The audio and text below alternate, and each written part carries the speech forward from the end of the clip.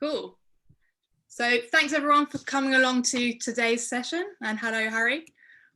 We've got Harry Dry here today, who is the founder of marketingexamples.com, which is a very impressive website where Harry finds really good examples of marketing done well and then deconstructs what's made them so effective.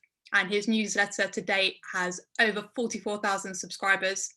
So in this session, we'll be digging into how Harry has managed to build up a newsletter to such a following and share some of his tips. So we'll start off with a presentation from Harry, then I'll ask some questions that you've all submitted and then open it out to you all to ask more questions. And that's enough from me. I'll pass over to Harry. All right, sweet. Well, thank you very much, Christina. I'm going to share my screen quickly. Hopefully this works. And I will keep this short and sweet. So basically, 18 months ago, I was working as a web developer in London, and I would use design. I was a designer really. So I'd use design inspiration pages all the time to help with my web design. And at the time, I'd never thought that 18 months later, I'd be doing a talk about growing a newsletter to 44,000 subscribers now. So it's really good to be here and share a couple of things I learned on the way. So let's get into this. So yeah, the website, Marketing Examples. It was the perfect idea for me at the time because I was working as a developer 5 days a week, so I didn't have too much time. So the thing about a newsletter business is that from day one, you just start writing, and evenings and weekends, I do articles, send it out to newsletter. And a couple of months later, another UK company called Email Octopus sponsored the website. And I left my job after 2 months and started ramping up the article production. And we're talking, so the talk here is about how to grow a newsletter. The one thing I definitely know a few things about. And I think it's often overcomplicated. It's basically two kind of variables: the number of people seeing your work and how many of them are converting to the newsletter. It's really that simple. That's how you get your signups. So how do you get people to see your work? Well, I think the misconception is that if you sort of host something on Substack, or if you stick a newsletter onto your company website or whatever you do, people will sign up. It doesn't happen like that. So the trick, far from a trick, but what I realized was that my newsletter should double as my content marketing.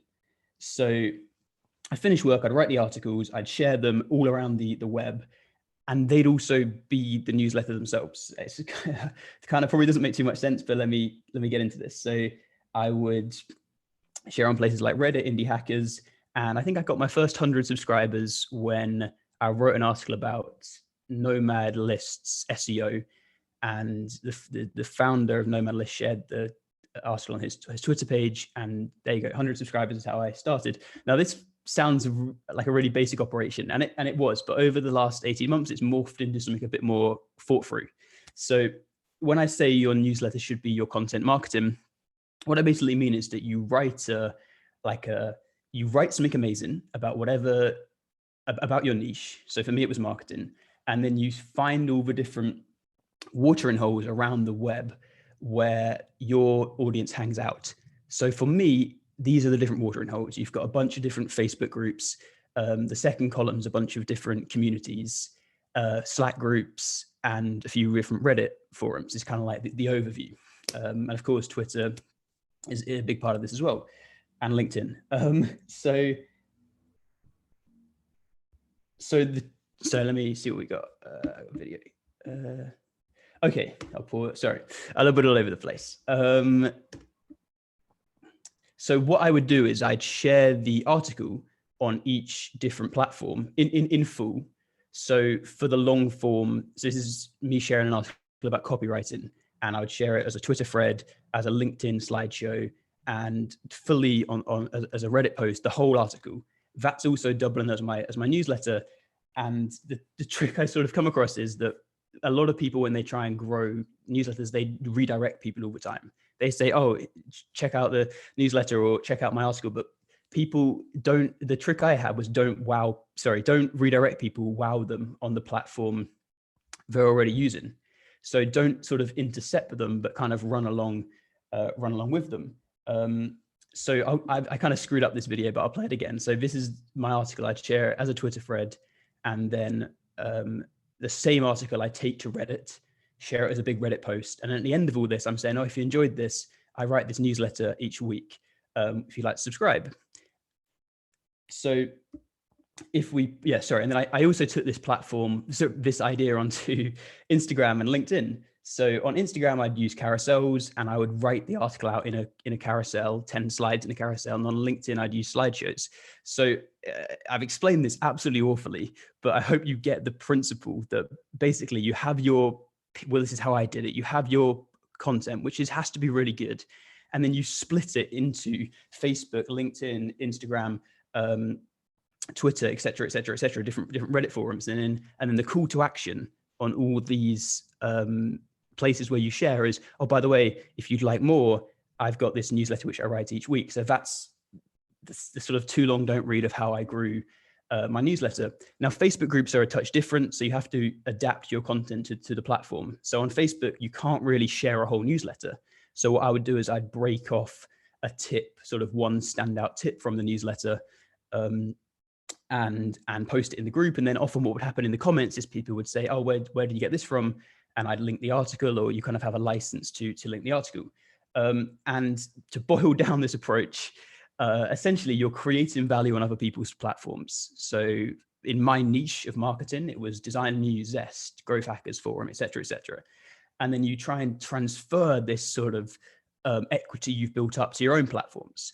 And then email is how you sort of store everything. It's your store of value. Now, why email? Well, it's obvious. You read a blog, I've had about, I don't know, 400,000 hits to my website over the last 18 months, but how many of them remember to come back? Not very many. They just forget about it. Life's short, life's busy. You've got Christmas presents to buy. So email is how I can continually hit them. Like I'm about to send out a newsletter as soon as this talks ended, and in that newsletter, will be 44,000 people who've read the website and they've signed up. Also, it's not going anywhere. It's been around for longer. It will survive for longer. It can't be paywalled. It's the best place to build an audience. Now, I've talked a lot about self-promotion in a very kind of jumpy staccato sense, but one thing I didn't mention is that the best self-promoters aren't really self-promoters. They take the time to become genuine members of each community. So it's not going to work if you just jump into a Facebook group and start sharing all these articles, your website, or you've personally written. It's about building up little fans. And I'll tell you a story about this. So when I started Monetizing, there was someone called Steph Smith who was hosting a meetup in London. I didn't really want to go, but I thought I've got to meet some people in the marketing world. So I went to this meetup and kind of got to know her a little bit. And then a few months later, she asked me to do a talk for a company called Trends. And I didn't really want to do it again because I was having a pretty busy period, but I did the talk. And then little did I know that this talk was promoted in a newsletter called The Hustle, which has 1 million subscribers. So Marketing Samples ended up being sort of featured, I suppose, in The Hustle. And I had probably one of my biggest ever days of subscribers. And that all came from sort of an innocuous relationship with someone I now call a friend. And I think that I can't stress enough the importance in the early days of growing something, of helping other people out, and then they'll help you. I think the way I describe it is that content sharing is a positive sum game. It's a positive sum game. So the more you give, the more you'll get back in a way. All right, let's push on. So here's newsletter subscribers by source. Twitter is by far and away the biggest. Reddit, Indie Hackers are big places as well for me, and then slightly less so the others, but still quite a spread. Why email, blah, blah, blah. Okay, this is how a tip I like sort of how I self-promote. So I'm not quite sure of who we've got in the audience, but for me, I didn't have a big budget to spend. And I'm not sure if you can ramp up ad spend or whatever, but for me, it was a lot of just commenting is how I got these subscribers. So here's an example. Someone said, I want to get better at sales and marketing. I replied, hey, Shiv, I was in your shoes this time last year, started reading a lot about the subject. Here's some of the best stuff I found. And I linked a few resources, and I said, I got so into it that I set up my own thing, Marketing Examples, where I share short, sweet, real world examples. And I think the approach I've sort of had is never shoving myself in people's faces. I've always kind of recommended other great resources ahead of mine. And I think that's how people kind of trust you over time. Okay, so I've rambled on about how to share your stuff, but the other part of this equation is conversion. How do you get people to sign up? So let's get into the concrete stuff.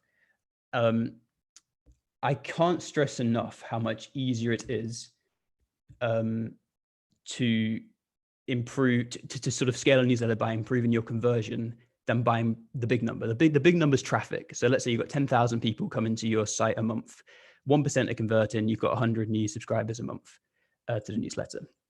Now, ramping it up to 30,000 people coming to your site a month is fairly tricky, but turning that 1% into a 3% is considerably easier. And that's where I've pretty much had all my success from, is by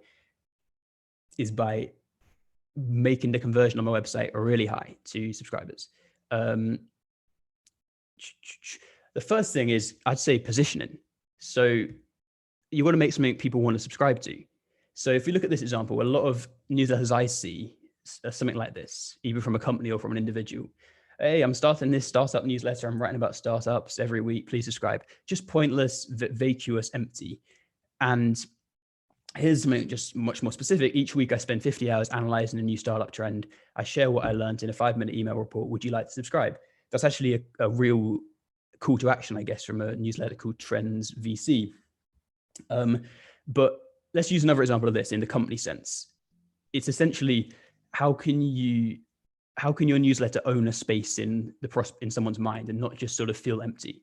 So how many websites have these sort of classic rubbish, subscribe to the newsletters to stay up to date, and instead stop killing your plants, sign up to the free house plant parenting course and receive 10 bite-sized lessons. And I think the trick here, that in one sentence, it's sort of, don't think, how would I describe this? Don't say subscribe, give them a reason to subscribe. In one sentence is really what you have to do. You must stand out. So for me, when I started out, I didn't really know this. I would just say, why not join the newsletter? But it's pointless. It's vacuous. Instead, now it looks something more like this. Hey, I'm Harry. Each week I share a new case study in my newsletter. It's short, sweet, and practical. 25,000 marketers read it. Back in the day, I'd love you to join. We've loaded up with social proof, and this pop-up, which I use, converts far better. So where are we at now? Oh, making it easy for people to subscribe is the other key aspect of conversion. So if this is my sort of newsletter broken down into 4 stages. I've got 4 different ways of signing up. So there's a fixed nav bar at the top of the website. There's prompts at the end of each article. There's a pop-up, and there's also a subscribe page, which I'll show you now. So one, you've got the nav bar there. This is at the end of the articles. There's another sort of pop up here, and subscribe page here. And I think pop-ups get a lot of hate, but they bring in 50% of my subscribers. So without a pop-up, we'd be looking at a newsletter which is 23,000, 22,000 instead of 44,000. Now, obviously, for me, I run a content site, so I can afford to be so obvious with my call to actions for my newsletter, but it's such an important thing for websites, and I think most websites just really don't quite get it. Let's push on. Yes, so I've kind of I've talked a lot about conversion, but you can't neglect content. It's such an obvious point, but the reason why my site converts fairly well is because the content's very short, sharp, thought through, and that's clearly a key factor in conversion. What have we got? Oh yeah, so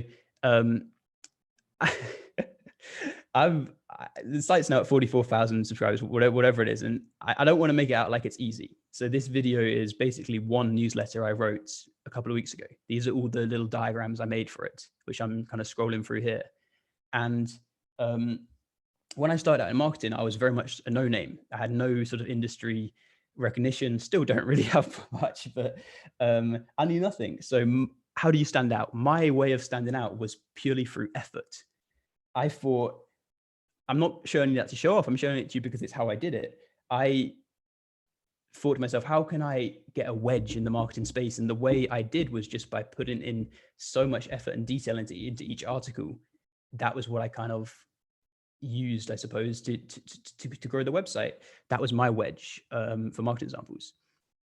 And I want to quickly talk about loops because I think it's as important how you get people to share your article as kind of the newsletter process in itself. So a technique I found which worked really well is at the end of my newsletter, at the end of my article, I would sort of push people in a way towards my greatest tool. What's it called? My greatest Twitter's the way I get all my newsletter subscribers. So at the end of the newsletter and the end of the article, I would push people to the Twitter thread and say, hey, look, if you enjoy the newsletter, please show some love to the thread on Twitter, or share it with a friend or whatnot. And then at the end of my Twitter thread, I would link the newsletter. And then when people sign up to the newsletter, they get a welcome email, which tells them to subscribe to the Twitter, Instagram, and connect on LinkedIn. And then on LinkedIn, they get the slideshow. And then at the end of a slideshow, it says, can you join the newsletter? So it's basically one big spider's web I've kind of created where every little platform kind of pushes you to the next. So on Instagram, for example, I started that quite recently, and the site's already up to about 8,000, 9,000 followers on Instagram, which isn't a crazy amount, but I had this big leg up because I just pushed people there from my welcome email and from my Twitter page. And it's, yeah, as I said, it's kind of all one big web. And I think that's how you should view content, really. You kind of want to have your platforms which you really leverage, which you kind of hone. But okay.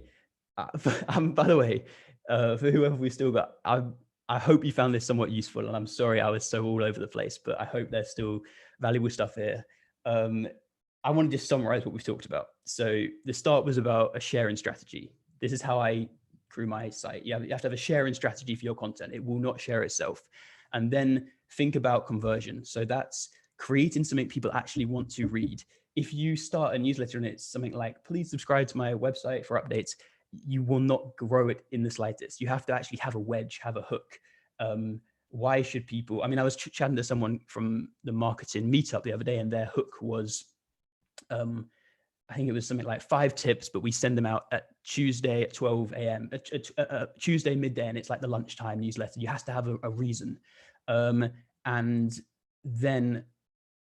then use X to build Y. So you sort of use your newsletter to grow your social media and vice versa. And it's all sort of one big organism. Something I haven't mentioned though is that companies, I think, are incredibly hard to grow sort of organically through.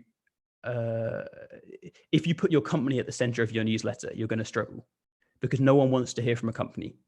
So something I've found which worked quite well is I am the star of the show in the newsletter. I've sort of productized myself. I turn myself into the product. And I would really advise you do that with your company newsletter, because it's so boring to have some company email you some tips. It's so much more exciting to have a real individual who maybe works for the company, or maybe it's the content marketer or whatever. And in your welcome email as well, it shouldn't just be signed off from the company. It should be a real person at the end of that. And if you're trying to share articles on social media, I'm wrapping up soon, I promise, but if you're trying to share articles on social media and you're trying to share them for a company, for a company account, whatnot, people follow individuals, not companies. So you want to sort of turn your team of marketers into their own kind of superstar team. I love how Ahrefs, the SEO company, does this. They obviously have their own Twitter account, but they have sort of 6 or 7 content marketers on the team who they're growing the profiles of themselves. And then whenever Tim Solo, who's the head of content, I believe, when he's got the power to sort of share his SEO article on his own personal account, and that's what people buy into. So yeah, thank you. And hopefully I'm a bit more clear in the questions, but cheers for listening to that. Harry, that was awesome. There's just so many good things packed into that. Thank you. Oh, so many things to dig into here. So if anyone's got any questions, just pop them into the Zoom chat and we'll get onto them. Lots of good compliments here. It's so useful. I've taken so many notes and screenshots. Don't know if this is self-deprecating shtick, but you do know how good this is, right? That's one comment there. So yeah, I guess one thing I'm really interested in to start off with was your process for distribution. I know that's something a lot of people quickly just skip over, quickly post on Twitter, quickly post on Facebook, but it sounds like you've got a whole system just to distribute. Yeah. How long does that take you to break down each a week? long time. So right now I've wrote an article about brand positioning, my latest one. And I've just written it on the website now.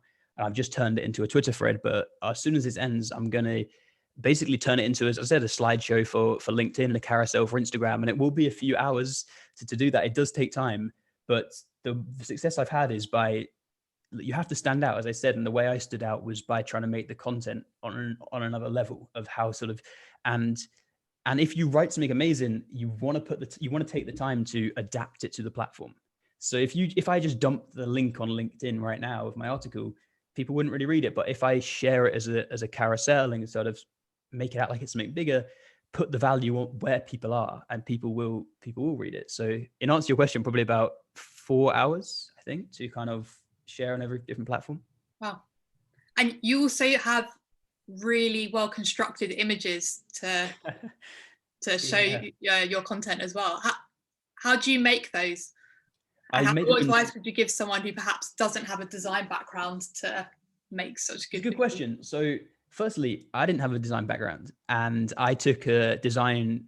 I looked at someone called Steve Shoger. If you Google him, he's made some really good design tips. And actually, Marketing Examples is a complete clone of what he did for design. He made these kind of incredibly detailed design tips. And I thought, I'm going to do the same thing for marketing, but I also just learned design from Steve.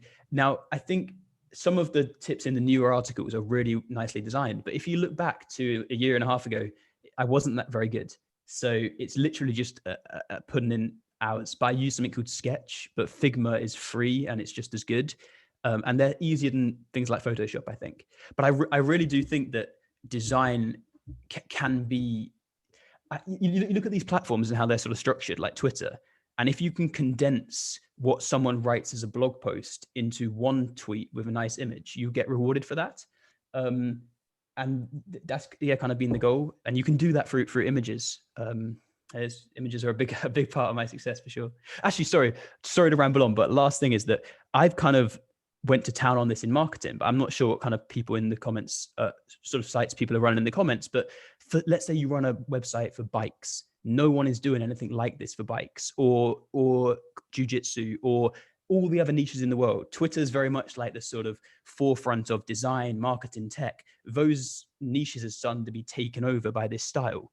I completely copied Steve. Now people are copying me. But if you can do this for industries where no one's doing it, you'll have massive rewards. Yeah, absolutely. That's a really good tip there. And when you first started out, when you had these like principles of putting all this detail in, and you spent hours and you wanted to be the best, creating the best content, how long were you keeping at it until you started getting traction and subscribers? Was there some points where you were going to give up, or was it quite quick? No, I was never going to give up. I think the positioning of basically from the early days, I knew that I had something, because I think, let me explain this. There's thousands of marketing websites. They don't stand out from each other. The reason why Marketing Examples stood out was 3 reasons. It was the positioning of the website. So the first principle was contrast. All these sites write long stuff, fluffy stuff. So my first goal was, how can I be the complete opposite? How can I reduce the number of word count massively? So I had this sort of contrast. Secondly, personality. Believe it or not, you might not think it from this conversation, but I put myself as sort of the front of the brand, and all these other marketing websites were faceless. So I had the second point of positioning. And the third point was limitation. So all these marketing websites were kind of agencies, or they were, or they had jobs boards attached to them, or they sold 100 courses, or whatever they did. For me, I limited myself to purely Marketing Examples. And it made me really easy to sum up. One great piece of advice I heard from someone called Jack Butcher was make yourself easy to sum up. And that's how I got traction, because you can sum up marketing examples in 2 words. Marketing examples. Oh, I want to learn more about marketing. Oh, there's this site called Marketing Examples, which has loads of marketing examples on. They're written quite nicely. It's that simple. And if you can come up with a newsletter which is just that simple, and it was like pushing something downhill. I started a few businesses before this which completely failed, and it was like going uphill. That's really interesting what you say about the limitations, and you seem to do that really well. Everything is just marketing examples, and your copy as well. Like every sentence, it's very precise and like just limited to the minimum amount of information needed. To get to that point, are you initially having loads and loads of information, and you're just being very strict to take things away in order to get that simplicity? Yeah, you do. So how I start is I basically try and read everything about the subject. So one of my most successful articles, actually, before I get into this, one key point is that my success of the newsletter is very non-linear. What I mean by that is that there's about 5, 6, 7 articles which account for about 80% of the growth. And what I realized is that if you can make the best thing on a certain topic, say copywriting, say brand positioning, people will flock to this thing. So it's the returns of being excellent are so much more than just kind of being okay. But to be honest with you, you have to go through the okay stage. Now, get on to this answer. Basically, I start off with, I read everything about the topic, and I have massive Google Docs, which I sort of slowly condense into one page. I send it to my brother, and feedback is such an important element in my process. And I kind of give him 2 versions of it always. There's always like for every paragraph I have, there'll be another paragraph which I kind of thought, and I wouldn't necessarily go into this much detail yourself, but anyway, Tom, my older brother, I call him the reducer rather than the producer, because he just eliminates parts. And he's like, yeah, you're going on too long. You're going on too long. And then slowly I realized that I could kind of do it myself. And the trick is can you condense your article onto sort of a 10 tweet Twitter thread is a good metric. And a lot of people write so much fluff that the tweets can't stand up by themselves. Charles Bukowski, the author, has a great line. He says it's all about the line. If each line is good, so that's kind of what my focus is. Now, look, there's more than one way to skin a cat. I think a lot of people might have massive SEO advantages. So one sort of drawback, I suppose, of my style is it's not massively SEO friendly. I have all my subscribers kind of from Reddit, Twitter, organic sharing, because the articles are very kind of short and easy to consume. But you might want to have a different style. You might want to say, look, we're not going to try and compete on quality. We're just going to write the thing which Google really wants. So I don't know, there's kind of different elements to it. Yeah, that's really interesting to hear about the creation part of that. Okay, I can see lots of questions come in, so I will start asking some of the ones that are coming through here. Let's see what we've got. Louise is asking, how many hours a week did you work when you were working full time, and how many hours did you work? It was about 2. Honestly, it was a killer. I couldn't do it again now. I got back home and I was exhausted. And then I had to go for a run because my mind was just, I'm sure that people who work jobs, you're just so done by the end of the workday. So I did this for about 2 months, and I said to the people at work, can I go part-time? And then from part-time, so how many hours did I work at the start? It was flat out at the weekends. So 8, 16, maybe 16 hours a week. And then after 2 months, I started doing 2 days a week of web development work. And then slowly I ended up doing 0. But it's not easy. It was very hard. And I think I had the benefit of kind of being young and free and very naive, because I didn't have fat mouths to feed. So I could definitely take the risk, but it has paid off for sure. Yep. And question from Molly here. Any tips for getting subscribers excited and anticipating about the newsletter arriving in their inbox? Good question. That is a good question. So that is a good question. I think, well, here's what I say firstly is that if you write 2 bad newsletters in a row, I honestly think that you're done for, because why would look, I'm subscribed to a lot of newsletters, and you read one once and twice, and then if it's bad twice, you just don't read it anymore. And as soon as you stop opening it, Google will sort of place it in the promotions tab, and it kind of gets lost, and your open rate drops and drops. So my open rate after 18 months is about, I think it's about 44%. And this is obviously fairly high, or very high for a kind of newsletter. And I have actually broke a lot of the rules. So I think one way to have a high open rate, people say, is consistency. So I think, how can you get people excited? Well, I kind of like the idea of two really basic things: are having a set time each day, which you stick to. I haven't managed to do that. And the other thing is talking about it on your personal Twitter and LinkedIn pages. So I've seen a lot of people kind of, it can be a little simple thing, like posting the picture of the MailChimp send monkey sort of button and saying, look, I've just sent my newsletter to this number of people. I think transparency is such a superpower in marketing. If you just, like, everyone's on a journey. In my newsletter I'm about to send out, I've got a line which is something like, sorry to be a bit self-indulgent, but at the start of this year, my goal was 50,000 subscribers, 5,000 to go. And if you're feeling the Christmas spirit or whatever, I'd love you to share. And I think but that's my journey. But when I started, my journey was just getting to 100 subscribers, getting to 1,000 subscribers. So transparency and vulnerability on social media platforms is how I'd say you generate excitement. It's really exciting. Also, actually, finally, there's a newsletter group called Newsletter Geeks, I think, which I'll link in the chat. And there's so much good advice there. I've given such a long-winded answer. I'm like Kanye West on the Joe Rogan podcast, just all over the place. But yeah, Molly, to summarize, stick to a specific time if you'd like to. And you could even say, this is the 12 o'clock Monday morning newsletter. And another thing you could do is, I would say, just talk about it on social media, talk about it on Facebook, build in public. That's a huge advantage.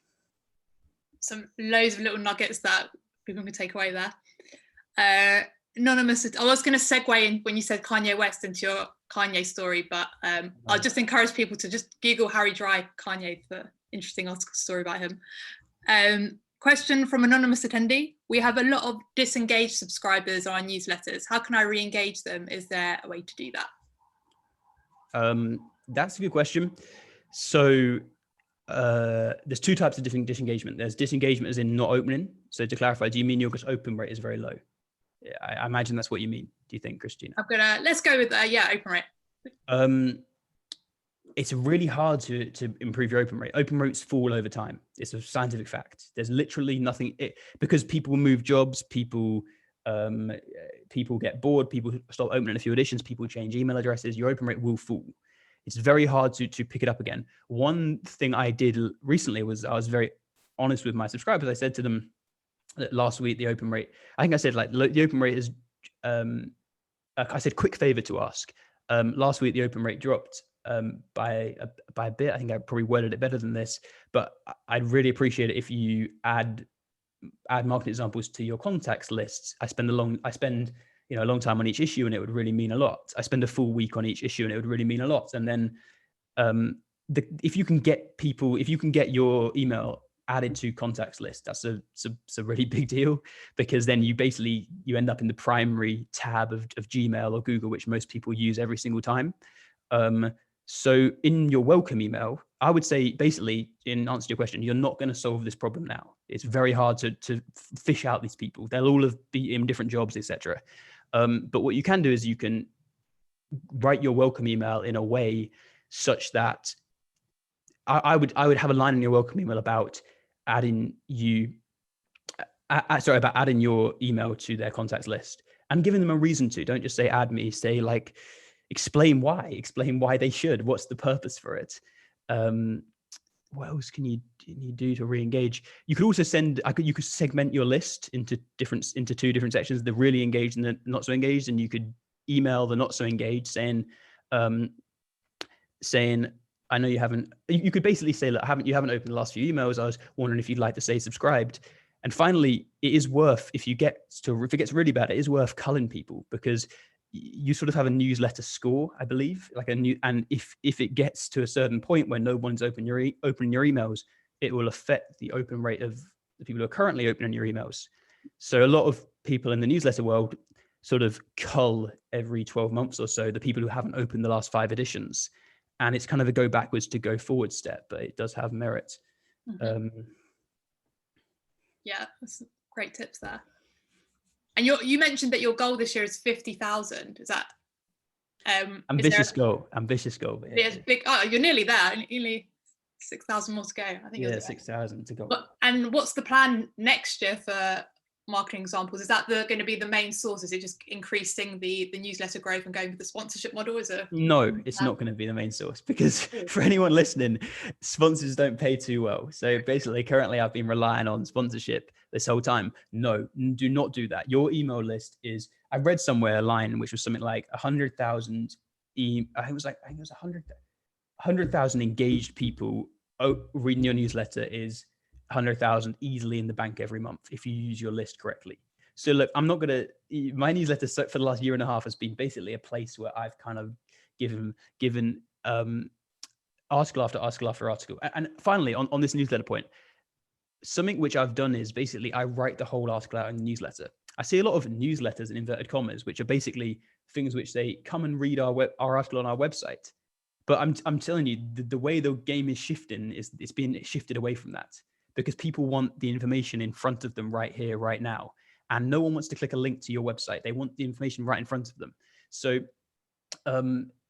yeah, I think where am I going next year? I think basically I'll have to monetize the list somehow. Now, the two most obvious ways of doing that are probably through courses and community. So I'm going to talk to the list and see what happens and ask them what they want, really. But I think, yeah, newsletters, I think from what I've seen, I haven't got firsthand experience, but you can make a lot of money from them. And I think it's because it's that direct line. You can't trust Twitter with your audience. They change your accounts. You get to a certain level and it's not reliable, but email is the only direct line. So next year will be some paid products. Oh, I look forward to seeing the direction it goes in. You've built the big base now, and then I can see it going crazy. Yeah, it's like you've got the snowman, you just got to put the carrot in the nose, perhaps. Will you be charging a subscription? Says Louise. Yeah, probably not. I think it depends on what you want to do. I think that you could go down a subscription route, or you could go down a course route. I think I'm more likely to make a standalone course and then keep up the newsletter. And then basically at the end of the newsletter, there might be a little call to action saying, like, if you're a fan, there's this paid product, but there's more than one way to skin a cat. As I said, I think communities, subscriptions work, courses can work as well. Yeah, excited to see the direction it goes in. Jumping to so many questions from before and now, let's hopefully get through some more. Sana has asked, our newsletter right now consists of the latest from the company and the latest from the industry, short descriptions with a link to the full articles, kind of touching what you just said. How does your format vary so that you don't redirect your audience? Also, how do you keep it short and succinct with that much info, which I guess you answered before? Good question. Look, the way you've structured your newsletter is you can't obviously. What you could do is you could highlight, you could bullet point the.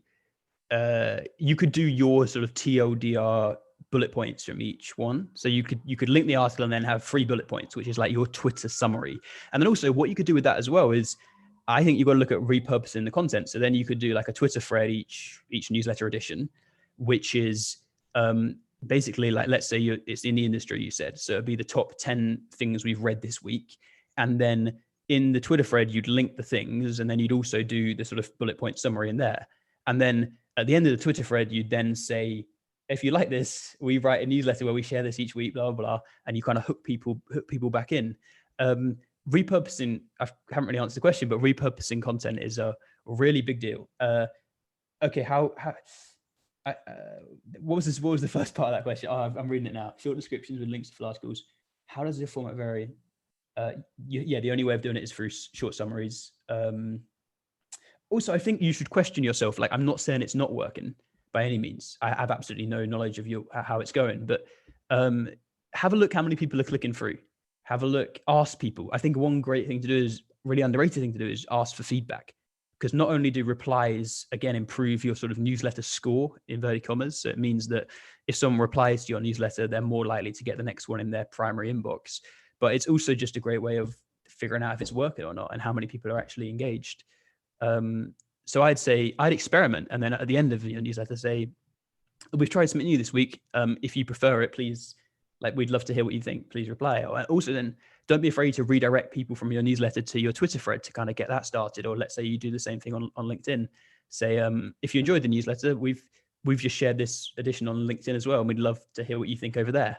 You know, whatever you think, kind of.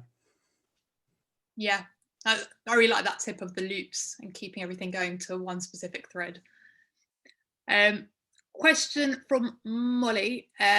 She's experimenting with giving subscribers more value in the newsletters, e.g. giving them 100 words of a blog post and encouraging them to then click through. I'm struggling to do the same approach for content that's gated. I essentially don't want to give away the content for free. Do you have any tips for hinting enough of the content without giving too much away? I'd love to know the answer to this as well, because I find that when I share my newsletter, a lot of the content is towards this members only stuff, like for example your webinar, and I find that's making things drop. So that's fascinating. It's a really good question. I've never sort of thought about this before. My approach is because I haven't got paid content, my approach is very much the opposite of this. I give everything away for free. But let me think, how could this work? Okay, I've got an idea. One thing I saw recently by my big competitors who are in bloody Y Combinator of all places, and they've got a team of 6 and millions in the bank. So I'm not the biggest fans of theirs. I'm only joking. But what they've done is, I'm going to try and link. Let me share my screen. I'll literally show you exactly what they've written. They have exactly this kind of concept, and they do it quite nicely. So, but do not go and subscribe to these, because they're I'm joking. They're good people. I'm sure. Julian, how do I? Demand curve. One sec. I will find this. It's pretty cool actually what they do.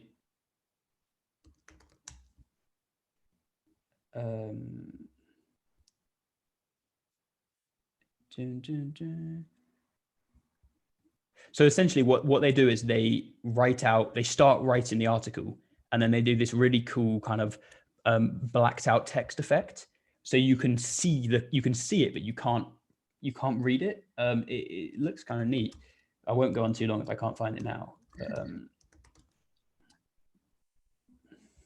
Oh, as Harry is looking for that, if anyone wants to like jump on video and ask a question, I think you should have an option to like put your hand up, and I'll put you on to ask a question.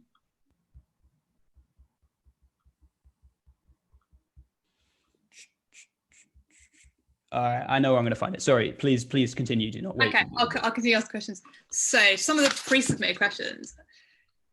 I guess, what is your big question from Nikki? What are your biggest learnings on what works and doesn't? So I guess maybe things that you thought would be effective but haven't been in the past. Sure, but I have actually found it. So this is the website version. But what they do is they sort of get you halfway with their handbook, and then they go, read the second half of this playbook, and then it's all kind of like right like this. So they have subscribe to read the second half.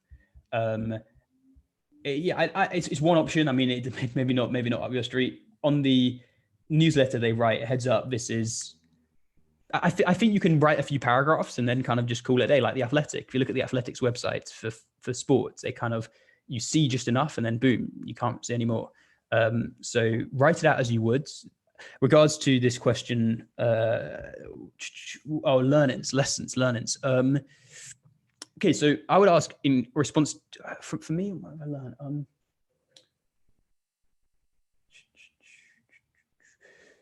The big thing I've learned is I think the main point I think of is that newsletters don't grow themselves is the biggest thing I would say. I think that without a proper strategy for sharing your content, you will really struggle. You want to sit down for a few hours a day and really think about it. Let's say we write this article on this. Where can we share it around the web? How can we share it around the web? How can we stand out? If you answer those kind of key questions, then the other one is in my presentation at the start, but conversion. My website's like 9% of people who hit the website first time end up signing up to the newsletter. So there's websites with traffic which is 9 times bigger than mine. I can't touch their traffic. It's really big companies. we're talking like HubSpot level companies in marketing, huge traffic, but they just conversion is so much worse that so really again, look at like, how can we improve the conversion of people signing up? And I'd say it's pop-ups, it's asking like a human being. You don't want to sound like a company. You want to say, I write this newsletter, not we. It's put a face behind it. Learning's one more for you. Finally, okay, so the archive is kind of important. Actually, no, sorry, I'll go with something really practical. Have a subscribe page. So what you do is when you share, this is again really basic, but let's say you share your article on LinkedIn, Reddit, then how do you link people directly to your newsletter? You don't link them to the website, you link them to Marketing Examples /subscribe. So then people rock up to the page and they instantly subscribe. You know, there's only one thing to do. So a really, really bad mistake to make is to put all this amazing stuff out on Reddit and then link them to your actual website, which isn't geared for subscriptions. So let's say you're selling bike pumps and you put out some content marketing, you share it on a bike forum, people love it, but you don't link them to the website. You say, look, you link them to bike pumps /subscribe, boom, they're subscribed. Practical. Yeah, so really removing any friction to just get to that action of subscribing. That's the words I was looking for, removing friction. And I guess, do you believe in only having one CTA? What are your thoughts on having multiple CTAs in either at the end of an article or in your newsletter that you've experimented with? Yeah, it's a good question. I think that people tend to say that the easiest way for people to do nothing is to ask them to do multiple things. I think that's true. I think you want to start off at least by being very simple and sweet. And I think that also there's another thing, which is that concentrated sharing compounds is a phrase. So essentially, let's say your audience is all on LinkedIn and you direct your newsletter people all to the same LinkedIn post, then that will compound and sort of be bigger than the sum of its parts, as opposed to saying, share this wherever, because then you'll have a few people forward it, you'll have a few people share it on Twitter, you might have a few people put it in Slack groups. But if you can direct everyone to the same place, it will grow and grow and grow and snowball. And that's just something I had success with, particularly with Twitter threads is kind of my niche. I mean, Twitter's such a great platform to grow a newsletter on, because you write something amazing, you link your newsletter, really simple. And the problem is getting traction on Twitter is very hard. But if you wow everyone in a newsletter, and then you say, I've also put this on a Twitter thread, would you mind, if you're feeling really generous, would you mind showing some love to it? You know, someone might say it's a little bit like a sellout move. Maybe it is, but it does work. And it's how I've had Twitter threads with sort of 7,000, 10,000 likes, which have brought in so many subscribers to me, is basically by using the newsletter to leverage them to pull them over to the other platform. Yeah, that's really good advice. And you're talking like big numbers there. When you post something, you're getting like 7,000 likes. Well, not normally it's many less than that, some of it. And you mentioned you've decided to go with having your name as the brand of all of that. How many like messages are you getting through a day in terms of, because everything's to your name, how is it functioning your normal inbox, I guess? It's a good question. Alongside creation. So I think that what I would say is that, yeah, it can be. Another thing I do is when people subscribe to the welcome email, I say, would you like to connect on LinkedIn? Now, I didn't mention that in the talk, but it's such a great move. I realized this in hindsight, because then you have all your favorite subscribers connected on LinkedIn. And then when you share something on LinkedIn, they're your hardcore fans. So then they comment on it, and then obviously all their followers see it. So, so I just wanted to mention that, because it's something which I believe you really should do if you have a LinkedIn presence and you're trying to grow a newsletter. It's such a great way of taking them over to that platform. And then also you can say hello to them on messages and stuff.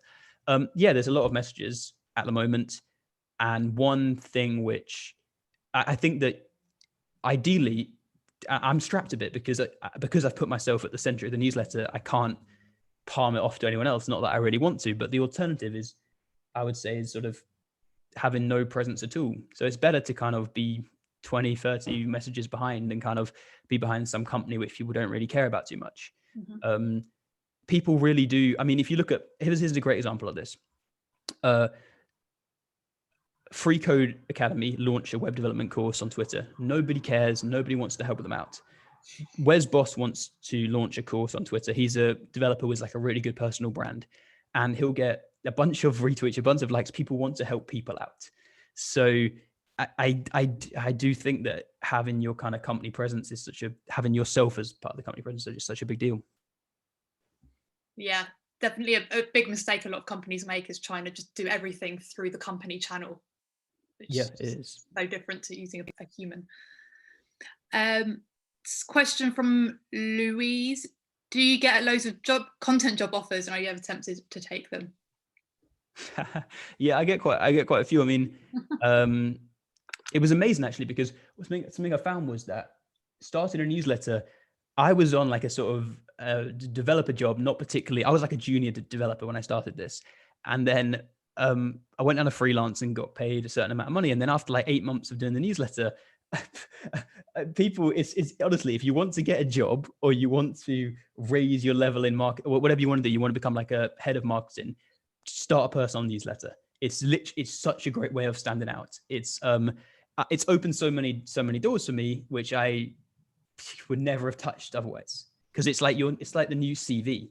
You know, if you're getting in at that kind of high level, I've said no to them all apart from one, because I'm sort of trying to think that the long game for me is I want to make something sustainable. And I think that if I was taking job offers, I would although I'd be making much more money. I haven't made very much money this year, but I would be slowing down the goal. The goal is to kind of really is to turn this into like £1 million company, and job offers wouldn't get me there really.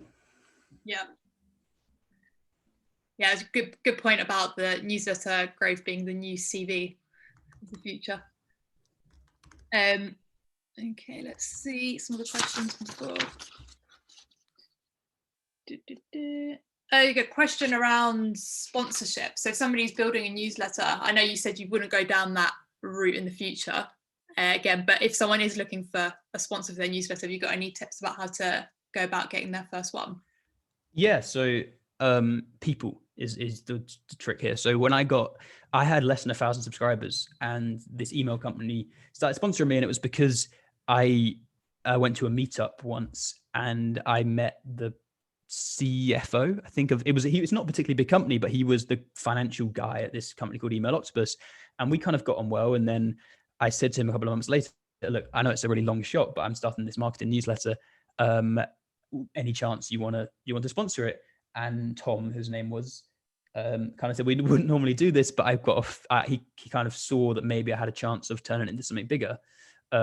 So go to your friends, especially in the early days. And then it came to the point where Tom, they kind of got me through my first few months, and then I moved on to other companies. I haven't spent much time doing sponsorship outreach at all, other than this first one. I think that my focus has always been on just trying to ramp up the subscribers. People will then come to you. I mean, a funny story is that I tried to ask Ahrefs to sponsor me, but I think the only other one I did sent this massive email, which kind of got lost on their side. And then anyway, a year later, they then said to me, "Oh, we want to sponsor the website," which was quite cool because, well, they basically ignored me when I tried to go to them. People ignore that kind of stuff, and then they came to me. I was like, "Of course, sure." But I think talk about growth. If you're in the early days, I would say talk about how, like, you're here right now, but it's, you're passionate, you're growing, etc., etc., etc. Yeah, and you can kind of convince people. Also, if you're in the email space, like, I'll give you an example here, but think about what a placement could be for them. So the cost of like a click, if you're in email marketing, is something like obscene. I think it's over $30 for a click for email marketing search, because the lifetime value of a customer for an email marketing email service provider, is so high. So if you're writing a newsletter about email and you're sending 100 clicks, it doesn't sound like that many, but the value to them will be literally, I think it's like 100 times 50. So what, 5,000? 5,500? 5,000. My math is awful. But yeah, so don't undersell yourself either, I think, is something I'd say. Yeah. Really interesting points there. And what are your favorite newsletters that you read of interest? I'm a fraud. I don't know. I don't read too many of them. I like I like something called 02 marketing. Is really actually growth design. I'll put the link in the comments. Growth design is a really good newsletter. And 02 marketing is kind of nice as well. It talks about, it's this person called Andrea who's writes about how he'd grow your company. Basically each week he picks, this is again what I said at the start, is you have to have a wedge. So Andrea, let's say you run a marketing consultancy. A great wedge would be exactly what he's done. It's like, we pick a company each week and we write about how we'd grow it. And then, so not only is that great content marketing, but also it's proof that you know what you're doing. So then clients, if you run an agency, you want to turn yourself into, you want to have a content marketing machine. Everyone neglects this. I worked as a web development company.